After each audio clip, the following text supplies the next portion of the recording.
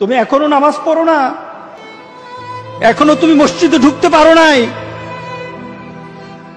তুমি কি দেখো না মসজিদগুলি বন্ধ হয়ে গেছে? তুমি ইচ্ছা করলে আর মসজিদে ঢুকতে পারবা না, তুমি ইচ্ছা করলে আবার মসজিদে ঢুকতে পারবা না। দেখো না অনেক মসজিদ বন্ধ হয়ে গেছে। মসজিদে তুমি যদি ঢুকতে না পারো, তুমি কি দেখো না আজকে যারা মারা যায় তাদের মৃত্যুর পর তাদের কাছে কেউ যায় না।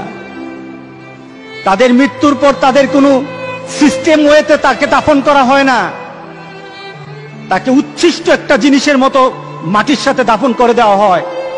এ মানুষগুলি কাছে যায় না, টেনে টেনে দড়ি ধরে টেনে দিয়ে তাকে গর্তের মধ্যে ফেলে দেয়, তার কাছে যায় না। তুমি কি দেখো না? তুমি কি দেখো না আমার মাবুদ আমাদের প্রতি রাগ করে আছে? আমাদের মাবুদ আমাদের প্রতি রাগ করে আছে। আমাদের মাবুদকে আমাদেরকে সন্তুষ্ট করতে হবে, সন্তুষ্ট করতে হবে। যিনি গজব দিয়েছেন উনি আমাদেরকে বাঁচাবেন। আমরা আমাদের মাবুদকে রাজি করতে হবে। আমরা তওবার মাধ্যমে আল্লাহকে রাজি করতে আর চেষ্টা হব।